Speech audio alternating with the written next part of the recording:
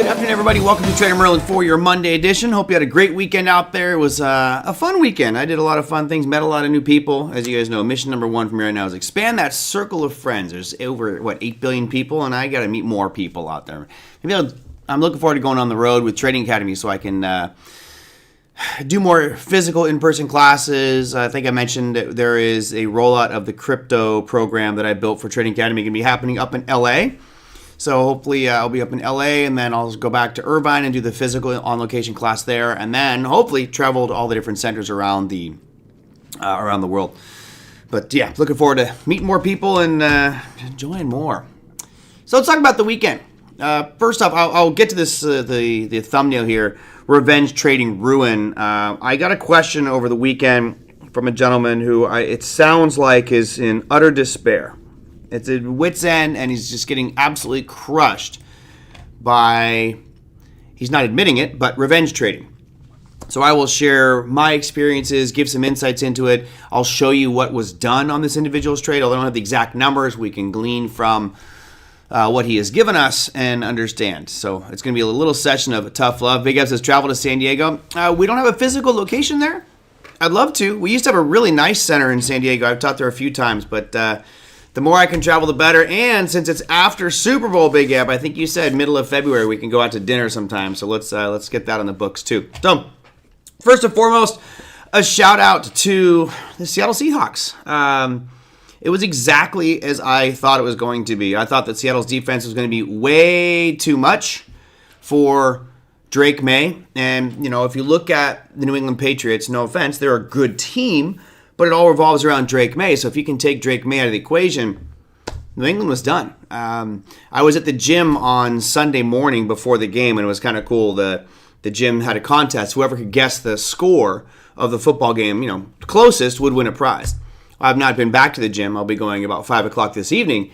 But my forecast was that it was going to be 31-14 in favor of Seattle winning the Super Bowl. It was 29-13. I'm pretty dang close on that one. Anyway, congrats to the Seahawks. It was a fun game. Even though I didn't understand a word of the halftime show, I thought that Bad Bunny did a pretty decent show. It was looked cool. It was energetic, entertaining, kind of humorous. So, yeah, it was good. Let's see. Cool. So we got some good questions coming through. By the way, I know this is just off topic, but I was in a betting pool where my number was 2. So if the score adds up to 2, I would have won $500 for the final one. And you guys saw that last 30 seconds or something. There was that run by Seattle for a touchdown, and I felt like the ABC Worldwide of Sports commercial, the thrill of victory, the agony of defeat, because I knew I was going to win $500. Then all of a sudden, this touchdown out of nowhere, they didn't need to score. They already had the game locked up. And I'm like, you got to be kidding me. I was just like, no. I was a little more passionate than that. And then all of a sudden, the penalty brought it back, so I won my $500. So yes, it was a good one. Yeah, Kendall, that flyover was awesome. Just that roaring thunder. America! So good. So good. Anyway, congratulations to the Seahawks. It was not as much of a shootout as I would have liked. I like a shootout type of game where it's high scoring, lots of touchdowns, great plays. This was just a defensive masterpiece on the part of Seattle. So anyway, let's move on. So here's the question that prompted this graphic here, which some of you have probably been in this situation. I know I have many times, especially in my early career. I would say that there was a lot of times where I had my head in my hands and just agony, like, what is going on here? So the question comes from Marcus, and he says, I've been trading HIMS, and I'm down big. I bought at the end of day Thursday. Let me bring up HIMS on my other screen here real quick. I bought at the end of day Thursday in a demand zone. Friday, it gapped down, and I took a big loss. At the end of the day Friday, I took home a bigger position, thinking it would bounce today, Monday, and I got slaughtered. Account is basically blown. Help. Well, there's a lot to unpack here, Marcus. And a couple things I would like to know. If you are in the audience, just let us know. I'm trying not to be mean. Like, just take what I'm saying here as tough love, because I'm not going to candy coat anything. The audience knows I don't candy coat stuff. But it should all be viewed in the eyes of tough love. And how can we fix what happened to you on HIMS? A couple of things. First off, it would be nice to know how long you've been trading, right? My guess is you're relatively new based off what I'm seeing here, but the second question is, and I apologize for using profanity on the show, but what the hell are you doing buying HIMs? Look at this chart. This is on a one-way ticket. I mean, if this was an AC/DC song, this would be the cover of the Highway to Hell album. This looks bad. HIMs looks absolutely bad. And I don't care what the commercials are. If their hair products say you're going to grow an afro in 3 days, or you're going to have, your EDs cured in 10 seconds. I don't care what it is, what claims or false claims they're making. This chart tells me this thing is garbage. It's going down. Yeah, Living on a Prayer. I like that one too, big. This is the Bon Jovi album cover for Living on a Prayer.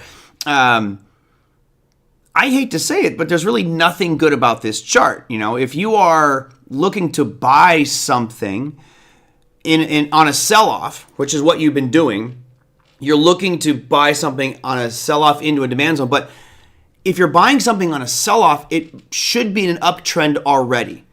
So you're going with the trend, but it has a pullback to join that trend at a lower price. That's okay to catch a falling knife in those situations.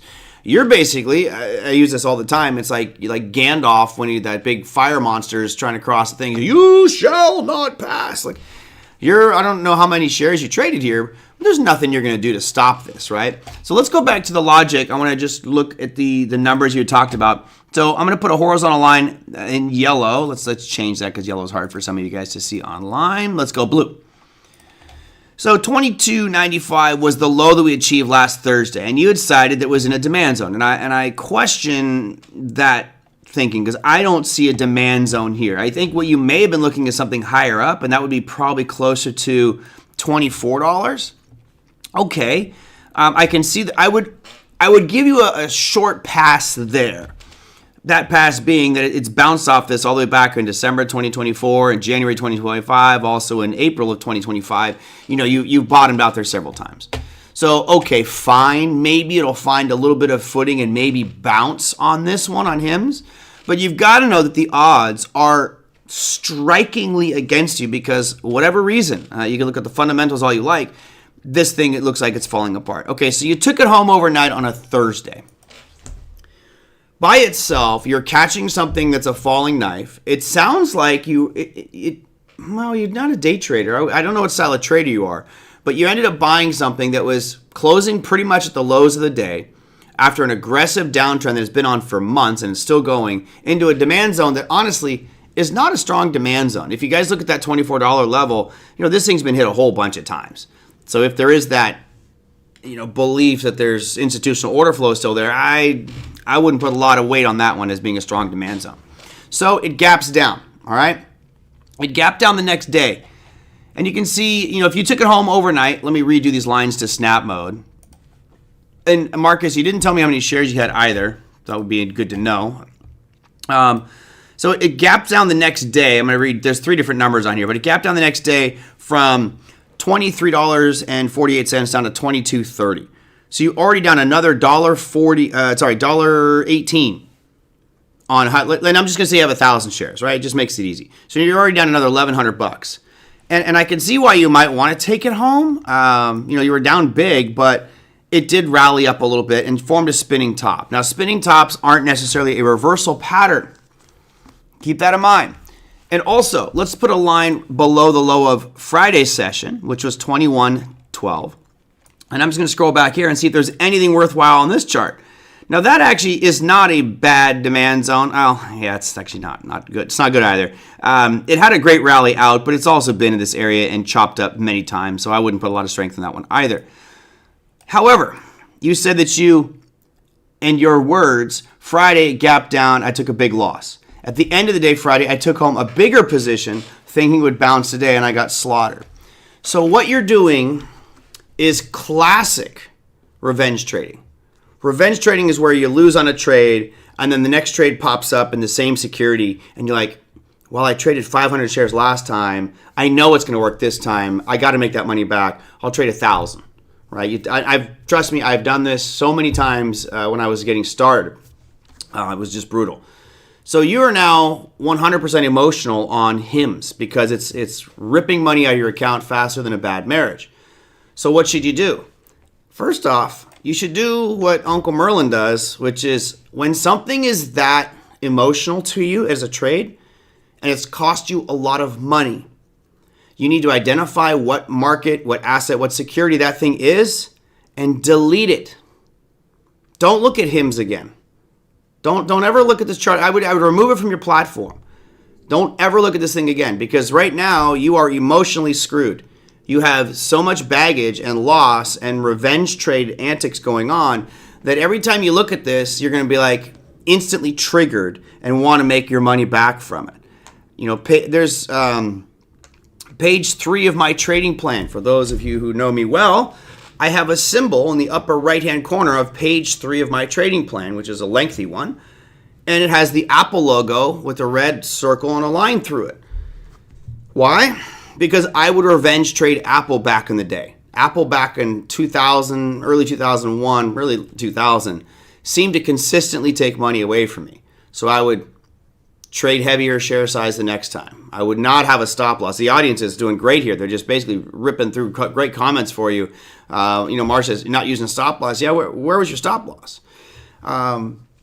So I don't trade Apple anymore, and I don't actually trade Cisco either, even though that one's not written really in the trading plan. That's kind of a subconscious one, because I had a really bad trade on Cisco that every time I think of the name Cisco, I can feel my blood start to boil. Also, as you guys know, biotechs or pharmaceuticals. Those are ones I just have no interest in touching whatsoever, simply because of FDA approvals and misapprovals and just unknown stuff that causes massive gaps.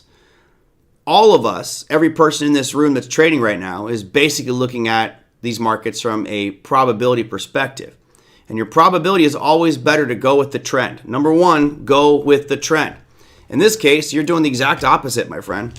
So Marcus, if you have any hope of survival as a trader, don't look at this and think that it has to go up.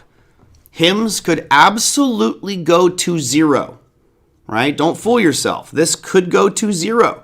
If more lawsuits start popping up for HIMS about their, hair care promises and, miracle things that they're promising that aren't actually true, and all the weird little products that they're selling, I think that the regulators will come in here and this thing could potentially get shut down and it'll go to zero and you'll be revenge trading it at sub 1 penny. Not a good thing. So, how can I help you here?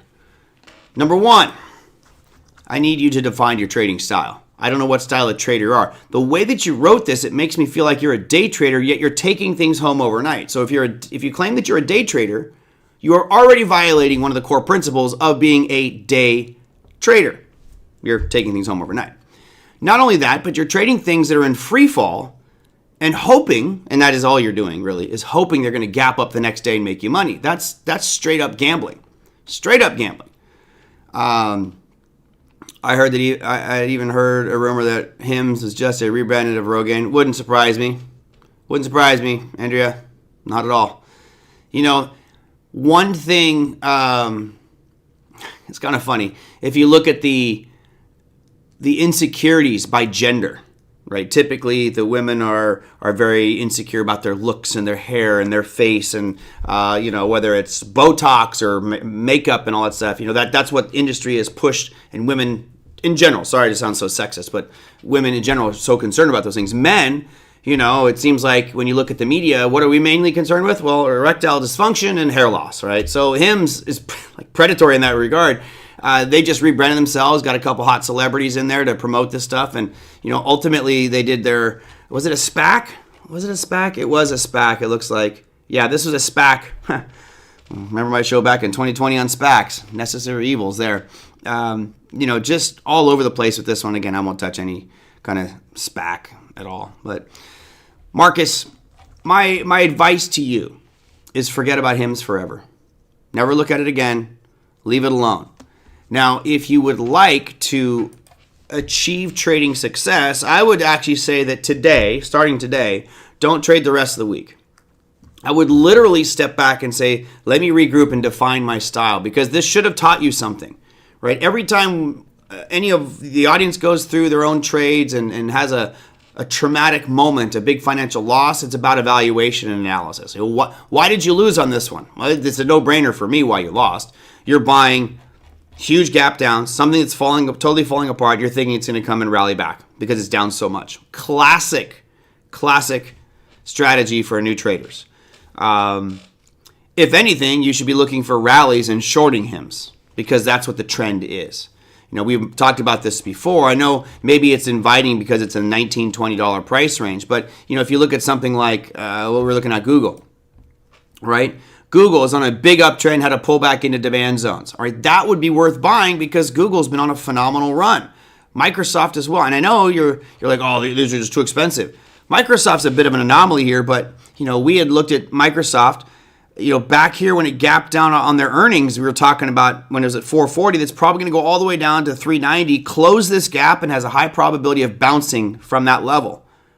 Right? I think everybody here remembers that the regular. We talked about it closing the gap, and at the time it seemed like, no way, that's so far down. Microsoft's not going to close that gap. And lo and behold, it did. But what's it doing now? It's bouncing. Why? Because Microsoft before that was actually on a really good trend. So Microsoft's a little bit different situation than Google. And I understand that some of you might not be able to afford a $300-$400 security. Then buy fewer shares. This is one piece that drives me nuts in trading, and I know I've emphasized this before on the show. I get people like, oh, I can't buy the $500 stock. Well, you can buy a share or 2 shares or 5 shares. Well, yeah, but I won't make as much money. If you make 10%, let's say you have a $1,000 account. If you have a $1,000 account and you bought 2 shares of a $500 stock and you made a 10% rate of return, it's the same as if you bought 1,000 shares of a $1 stock and made 5% rate of return. It's 5% rate of return. So who cares how many shares you buy? It's not an ego thing. It's about establishing a rate of return. But your probability is so much higher if you just go with something that is trending in the direction that you're going. Now, again, I'm not saying with HIMs that just to never look at it again, but you certainly shouldn't be thinking about going long right now until this ultimately will tell you that it's going up. It's not. All right, this is not going up anytime soon. Now, if you look at the chart here, my guess is I have not added volume, but I guess you add on volume, you probably got stopped out today and blew your account. And you know what? I hate to say this. HIMS is probably going to bounce tomorrow. Why? Look at the climactic volume. You've got a watershed moment where HIMS was just falling. I'll change the chart here so you can see the volume. Huge volume. I mean, it's just really cascaded down. Today you had 143 million shares traded, whereas just a week ago you're looking at about 12 million. So you're over 10x. But I still, even though this has that climactic volume, I don't think I would touch this one. I just don't trust it. I'd like to know, I'd like to buy or into things I know about, right? Give me a little understanding. Even though I'm no expert on the inner workings of a lot of companies, I do have an understanding of their product and what they do. I've always thought that HIMS looked a little bit shady, especially with their commercials and the way they do things. Yeah, Kendall says, I hate that, being right just early. I've said this before. There's a great quote that one of my buddies used to tell me. He goes, if there was a trading cemetery, it would be full of tombstones that was said, John Doe was absolutely right on his trades, just too early. I would rather be late to the party than try to be early. Now, you guys know, because I'm pretty transparent with you on my trades, there's times where I will try to be early to the party. And you saw what happened with silver, right? I got stopped out on silver. And then the next one actually worked out really well. Fantastic. But, trying to time tops and bottoms is very difficult to do. It's much easier just to go with the trend as it moves up. I saw it, Andre. Yeah, Alphabet looking to do a 100-year bond. That should tell you something. That should tell you that they feel that right now, interest rates as they are today, probably not going to see those in the future. And I tend to concur with that. You did good in silver last night. Good for you, Oliver. Leader says, I've been underwater on Netflix for a little, but from $93, just trying to sell calls and bring my costs down, but debating cutting my losses. Might cut them weekly close below 82. So Netflix, I like Netflix's product much better than I like HIMS, right? I think it's a much more universally utilized. Of course, they've got a much bigger market cap as well. From a trend perspective, Andrea, yeah, this is really ugly. And, you should have stopped out when you broke down below these lows here from, let me see if I can put an exact low on there. And I do think selling covered calls is a great strategy, right? We had talked about this on the show. That's why I had this green line on the screen. We were actually talking about it going all the way down to 75.63. and that being kind of the next logical bounce point. And that goes back to Trading Academy's analysis of supply and demand and looking for a potential buy point there on Netflix. But yeah, I wouldn't buy Netflix either right now.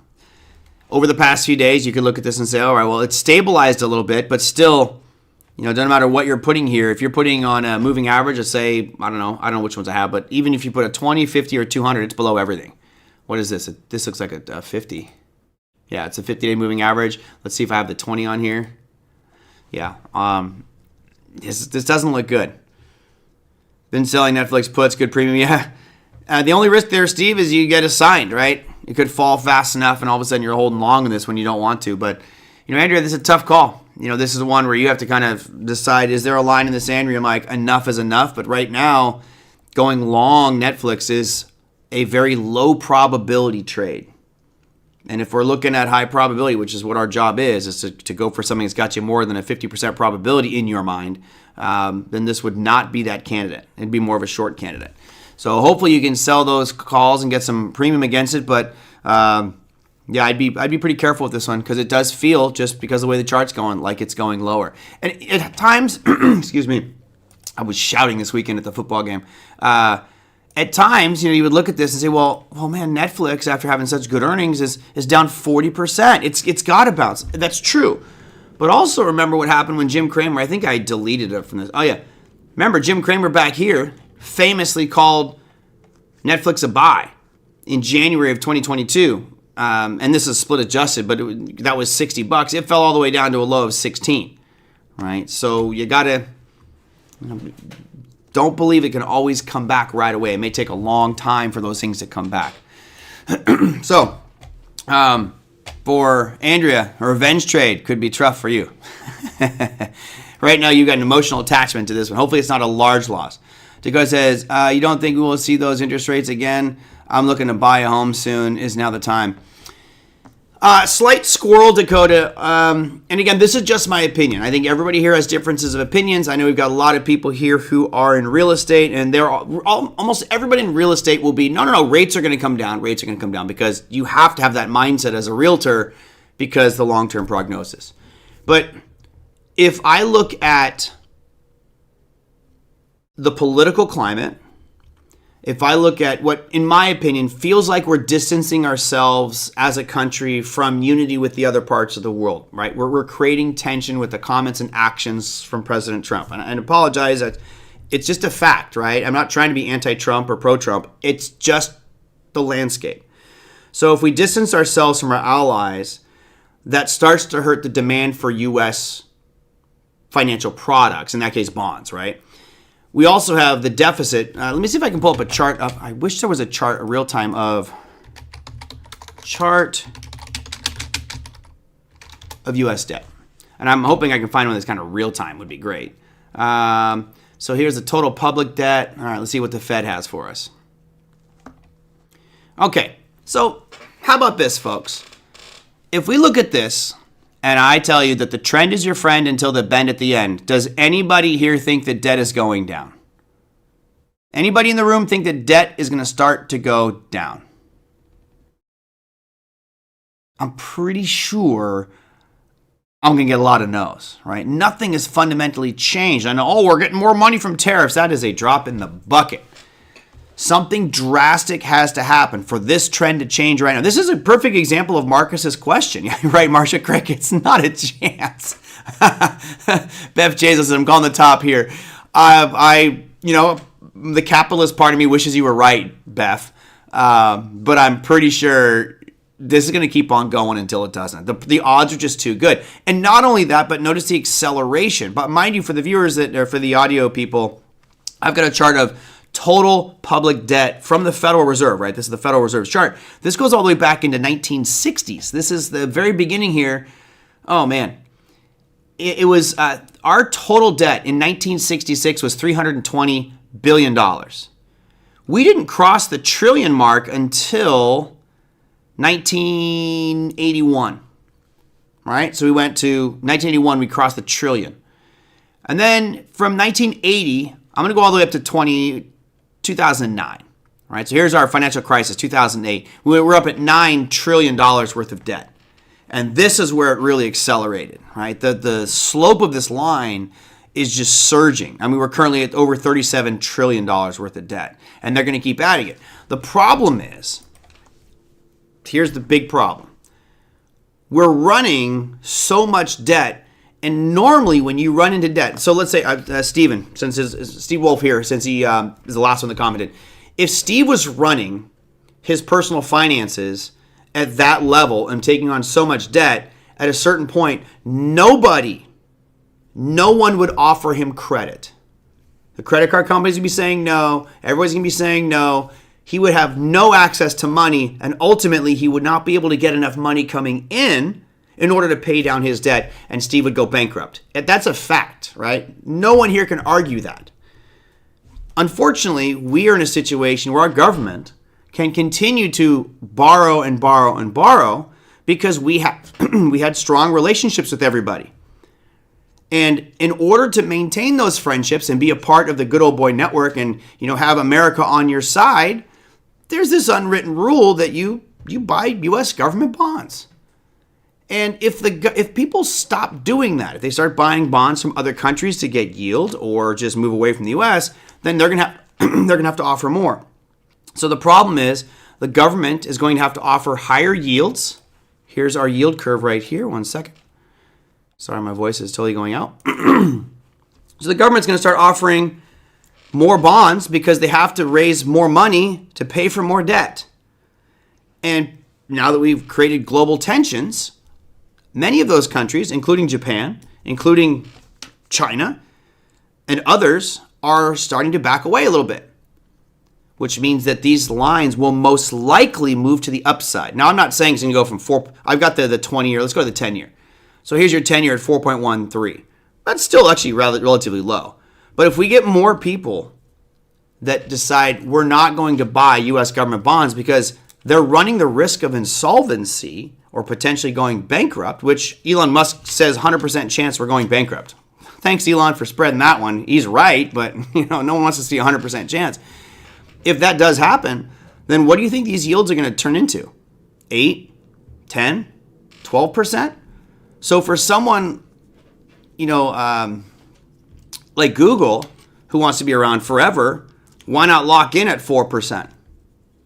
That's I think, part of the reason they're going for that 100-year bond. But yeah, we are in a precarious situation. This debt is disturbing. And at some point, we are not going to be able to service that debt. And I don't know what the end game looks like. I don't at all. There's all kinds of hypotheses out there about how it looks. I know some people are blaming crypto and stablecoins as a way to scapegoat all this, but I don't know. I do have a feeling that in my lifetime, I will witness a default or some sort of collapse based off the debt that we owe. Until we get our house in order, it doesn't look good. So for I forgot who was, but saying they're going to buy a house, you're probably good to get a mortgage at 6%. I mean, 6% is not bad historically, right? If you can lock in at 6, your big risk to you is that rates just simply fall apart and all of a sudden they're down at 3. Well, then you just refinance, right? If that happens. If not, you're locked in on a 30-year fixed rate mortgage at 6%. There's many people in this room right now. And if this is you, let me finish the statement, then just type in yes or no. But there's many people in this room who have a mortgage under 3%. And you may be thinking to yourself, well, I'll follow Dave Ramsey's advice and I'm going to pay off my mortgage. But the reality is you look at that and say, why would I pay off a 3% mortgage? I have the cash today to pay off my mortgage, but I'm at 2.87. Why? I could take the extra money, put it in a savings account at Ally Financial, make 3.5%. So there's no way I would want to pay off that loan. Yeah. But if rates jump up to 8, 9, 10, 12%, I'm laughing every day because my mortgage will stay the same. So I think if you're thinking about buying a house long term, locking in at 6% is not that big of a deal. If it does skyrocket, then you'll be patting yourself on the back. If it does plummet, for some reason, we get yields back down to 3% or 2%, then refi and lock in for 30 years and call it a day. Just bought our home in August at 6%. We'll refi. Yeah, exactly. And 6%, I think the important part there, Dan, and for anybody else that's looking to do that, is when you lock in that interest rate, and let's say it's 6% or whatever amount of money you have, the most important thing is you sit down, you look at that number and say, can I pay this for the next 30 years? Is it a number that's stretching my budget? Like, is it really pushing me to my limits? Then don't do it, right? You don't want to stretch yourself that thin because we don't know what's going to happen with AI and unemployment and, your own personal job or your health or, a lot of personal situations can change, which puts you in a precarious situation. So you should always look at that number of your mortgage and say, can I make this payment for, let's say, another 6 months if I had no job today, right? Have an emergency reserve and protect yourself that way. Because certainly what you don't want to do is put yourself into a mortgage and then go to foreclosure and lose everything that you built up. So, and my parents paying 15% in the 70s. I cannot imagine that. I can't imagine that happening. Wild. Yeah, I'm sure my father was too. My parents my dad's always been into real estate. I should ask him one day, have a little conversation about historical rates and what he's done. Anyway, we've digressed into some wild stories there, but let's see what else they have. There were two questions. We get back to 2%. I would think we're in a major recession. I would think so too. If we get sub 3, I think we're back to a pretty recessionary environment. That is a manipulated environment to push those yields down. And I'll tell you that even if I'm at 287 and my home will be paid off in 6 years, this one will be paid off in 6 years. If we got to a point where I could refi for another 30 on this house at 2%, I would do it. Because I know over time, the long-term historical averages are much higher than that. Pretty soon, I'd pull out that capital and use it for trading, but I would also use it for other instruments that would get me better rates of return. If I refied at, let's say, 2%, 2.5%, well, probably in a couple of years, the bond yields will be higher than 2.5%. So I'll just buy some 10 years and I'll have a net delta gain on that mortgage. Love it. Lisa, I also have a question. Do you ever close your cash secured puts early for a certain percentage? Great question. We're kind of bouncing all over the place with topics. My apologies. It's Monday. See? I don't even know what date it is. So, Lisa, great question. Most of the time, I do not. If I don't want to take home a position and I'm underwater on it, I'm in the money, I'll close it out and take a small loss on it. But for the most part, I'm selling puts on things I want, right? The exception would be what we saw with MicroStrategy. I don't want strategy. I just wanted to sell puts on it and collect some big premium, and I got burned on it on Friday. Totally bummed because we rallied aggressively, and I would have had a huge gainer, but that's just the nature of the beast. So I would say 95% of the time, I'm holding a cash secured put to expiration, whether it's exercised or it ends up out of the money. I like to keep them. Right now I've got Tesla and I have Coinbase. Let's talk about that. Let's update those just so I can show you the current position. So I calculated all of the premium from the puts that I bought on these positions to protect them and then close them out, which has helped quite a bit. So here is the current positions that I have. Let me bring this up for you guys. I hope that helped you, Lisa. What did Big Eb say? I don't know. You guys got a good conversation going here. It's better if it's fully paid and not pay anymore. I agree with that. However, Rob, if you're talking about homeowner, this is the Dave Ramsey philosophy. And I don't necessarily agree with it. Dave Ramsey would say, first thing you got to do is you pay off your mortgage, right? You pay off your mortgage. Get it done. I disagree. Because if I can get a mortgage, or if my mortgage is, say 2.87, which is what mine is, and the savings account is paying me 3.5%, that means I'm making 0.75% for free on that money that I would be paying down. So I would much rather do that because I'm going to earn more interest than I would be paying in interest. That's the difference. And no more tax deduction. Correct. So as long as the savings rate or bonds that I could buy are a higher interest rate than my mortgage, then I'm going to keep that thing for a long time. You do, and you get the deduction on your home mortgage. So you would offset it that way, Kenny. And I don't know the exact tax number there, but for me, as long as, if I had a 6% mortgage and savings accounts are paying, as they are now, 3%, 3.5%, yeah, now I'm underwater. So yes, pay off that mortgage as quickly as possible. But if it's the reverse, and now I have interest rates are higher and I can get more in the savings account, I would keep it. Invest in new property, that's absolutely another way to go. Absolutely. All right. So let me go and update you guys here. I update you on a couple things, but we'll start off with Coinbase. So Coinbase, I got exercised at that 182.50, which was a bit of a lofty price, and then we crushed below that one. And I was under the impression that we would get a move up this morning on Coinbase based off the commercial. And by the way, their commercial was terrible. I saw the commercial come on, and I was like, oh man, that's all you did? And there were no Anthropic ads, by the way. No Anthropic ads, which really, if you haven't seen the Anthropic ads, you got to check those out. But the Coinbase one was absolute garbage. It felt like something. I took a video production class when I was in 9th grade in high school, and I had these little electronic machines. I could do all kinds of names and letters flying around. It looked like I made that thing in 9th grade.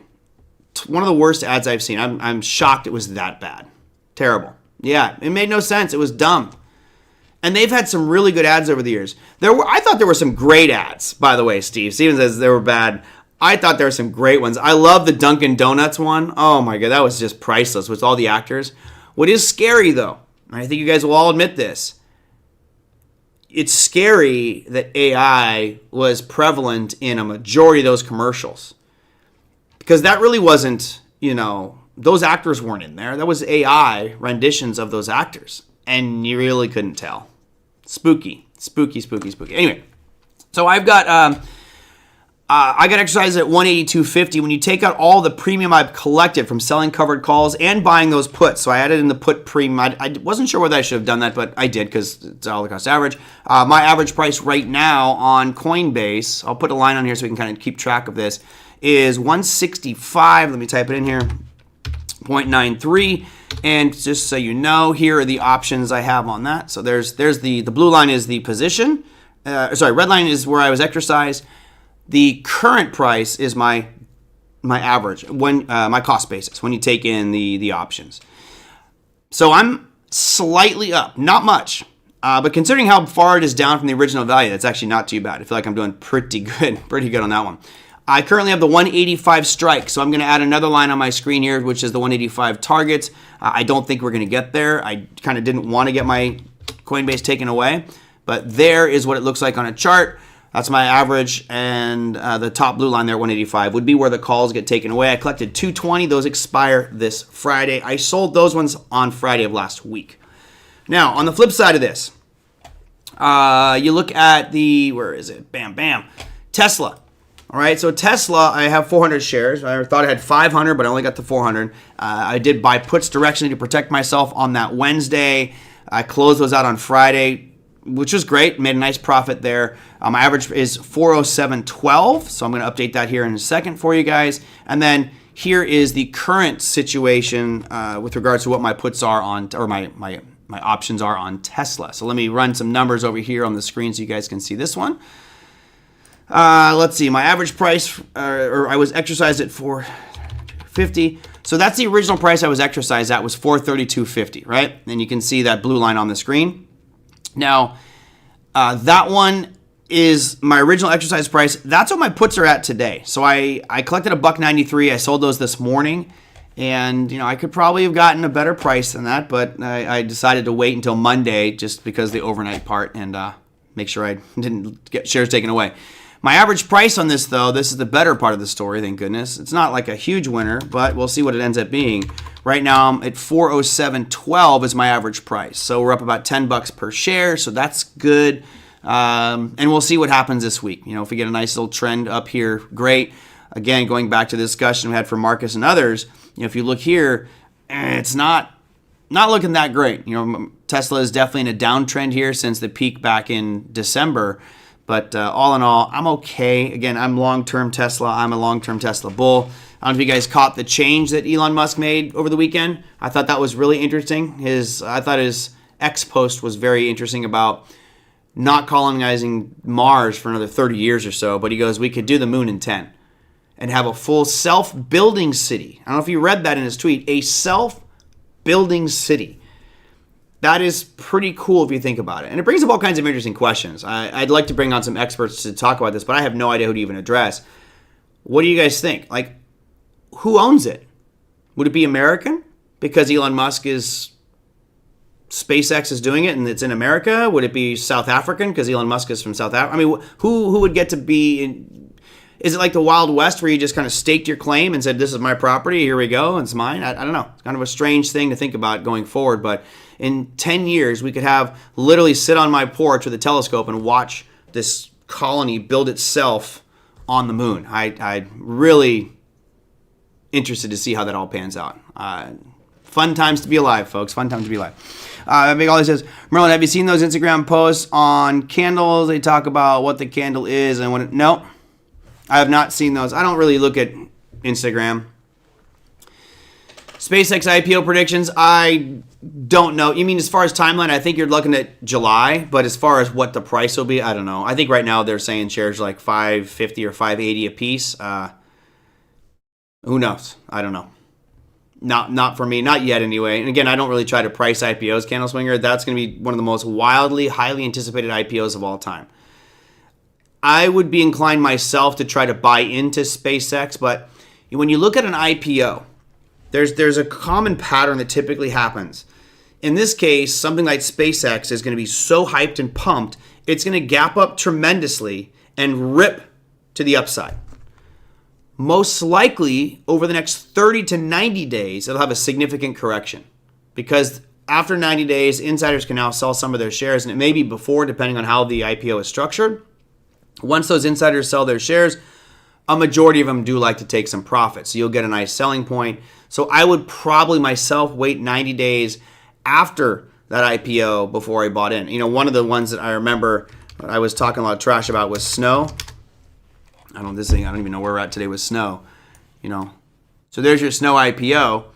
It IPO'd way above initial value. It was so overhyped. You know, it peaked out after, let's see, the IPO date was September. So October, November, December. It peaked out in 3 months and then completely cratered from there. It was up over, let me get to numbers here because the podcasters can't see anything. Its high was, 406, call it 407. And by the time we got to May of 2021, this thing was down at a low point of about 184. So, you know, over 50% decline. And now, you know, it certainly had bigger falls than that. I think it finally broke 100, which was my number I talked about on the show. But be careful with IPOs. I do think that SpaceX will be in a class of itself. Now, the one, I would not short SpaceX IPO. I would look to buy it. The one that I would look to short, and this is going to be a lot of like similar to what we saw with Circle, is OpenAI. I'll be really inclined to short OpenAI when they go public. I just, knowing they've made like $1 billion, yet they've got $1.4 trillion worth of debt obligations or obligations, not debt obligations, but payments they say they're going to make to other people. I just don't know. I just don't see that happening. What happened with Circle? I don't look at it anymore, but yeah, I mean, this is a very similar thing, right? And I think you guys remember when I talked about this one, their initial IPO price was supposed to be 27. It jumped up to 31, and they did so much hype that the first trade was out there at like $70. And that thing spiked, and yeah, it's not looking good. I mean, you guys remember why I was so bearish on it. They're making 4% interest on whatever, a couple $100 million they have. Actually, it's billions. I think it's like $57 billion worth of USDC, but they're only making 4% interest on it. How does that justify a $300 price tag on it? It doesn't. It doesn't at all. So I know, Gus. Mine too. At least mine was only $6,500. I told myself I'm going to risk $7,000 on it. Unfortunately, I was short right in here, and you know my options expired worthless. Had I sold my options for the 1 month later, then I would, or sorry, if I bought my options for 1 month later, I would have killed it. But unfortunately, my timing was off, as we talked about earlier, and I think Big Ab was a victim of that one too. Right? What did Beth say? King of Promises strikes again. Hey, Beth Bezos, which promise has Elon Musk not delivered on yet? Just curious. I'm not, you know, I'm sure there's stuff that he hasn't, but the big stuff he's delivering on. I'm not going to bet against that guy. Big F, so probably overpriced the first 3 months. If Denmark can claim all of Greenland, I guess we could claim all of the moon. I guess, well, you say we. That's my question, Mike. And by the way, happy birthday, Mike. I'm looking forward to that drink. Teddy says he has not delivered on FSD. He has delivered on FSD. The government won't let him release FSD. So that one's not true. The Roadster, yeah. I don't understand why they don't release the Roadster. I think it should be gobbled up. Maybe it's just too much money. But he did make some. There are a few of them in existence, but not mass produced. So, yep, there you go. His timelines are always slightly skewed. That's true. He always overpromises and delivers way late. But if he says on the moon in 10 years, does that mean we'll be there in 12? I'll take that as a margin of error, standard deviation. Yeah, well, I'd never heard him say he's delivering a $40,000 Cybertruck. Who'd want to? I don't know. I don't like the truck. I think it looks kind of silly. He got close to the 25K EV. He got close. We went to the moon first, so it's ours. That's debatable too. There's thoughts that the Russians actually got there first. Who knows? I don't know. We'll see. It's gonna happen in our lifetime when we get a colony, a base on the moon, and then you have weekend trips. Close but no cigar. Well, Elon's got the cigars. He's got lots of them. When we landed on the moon in 1969, the astronauts claimed the moon for all the people of Earth. I don't know. I wasn't around back then. Oh, well, happy birthday, Lisa. We'll do a virtual cheers on Friday for you. Trump Moonland. We'll set up a little entertainment space. It's just going to be so weird. I know that we're going to get to the point, because it's 2 days to get to the moon, according to Musk. 2 days to get to the moon. We will have weekend trips up to the moon where you can just, go up to the weekend moon. I don't know if I want to do that one yet. I don't know. We'll see. BYD is in Canada now. How long before it's here? Yeah, Steve, that's a great question. And remember, BYD said they don't have an interest in coming to the States. I think that's total BS. They were a huge market. There's got to be something political there. And BYD cars, I told you I rode one when I was in Thailand, a couple of them. They're great. They're really nice cars. I think that would put serious pressure on Tesla as well, because I think when people have a much cheaper car to go to, they would look for it. Of course, we'd put tariffs on them. The Moonland Airbnb. Yeah, I don't know if I'd want to do it. All right, let me go through economic calendar here and Forex stuff. Not Forex, but earnings. So for tomorrow, we've got retail sales. You have the employment cost index. Remember, we have a jobs number, which is an interesting one that's going to happen on Wednesday. Kind of strange, but okay. We got unemployment claims coming out on Wednesday. But for tomorrow, you got retail sales numbers. They're expecting a little bit of a drop. But if you look at the historical chart here of retail sales, let me zoom in a little bit past the COVID wildness. The good news is for the past 6 months, we've been above zero. So that's a very positive sign to see that we are growing from a retail sales perspective, because that means consumption demand. That means good for jobs. So that's great. But a slight decline expected to go to 0.4. I think we'll probably come right at that number. So nothing too big to worry about there. If we go to the earnings calendar for next week, let me see if I can get rid of this ad. I just tell them, there you go. Close the ads. I tell them the ads are offensive and they start to delete them from me. It's kind of fun. Go away, ad. It's offensive.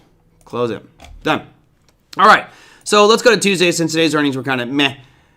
You do have a lot of bigger names happening tomorrow. We've got Coca-Cola, AstraZeneca, Gilead Sciences, S&P Global, Welltower, BP. You have CVS Healthcare, Duke Energy, Marriott International, Spotify, Ferrari will be coming out with one. So a lot of big names. Robinhood as well. Let's check what Hood was. If I remember correctly, yeah, Hood had taken a pretty big nosedive there. Was up over 150 now, bouncing off of that 86 mark, or at 86 now. So yeah, definitely a pretty significant pullback there for Robinhood. They report earnings after market close tomorrow, so that should be a pretty good one. Yeah, and a lot of these earnings for this week are kind of mid-tier, right? There isn't anything monstrous coming out, but I'll keep you posted on all of those. Update on shows. So I'm expected to host a webinar on Wednesday for another company, which I will entertain, or I'll let you know more about it.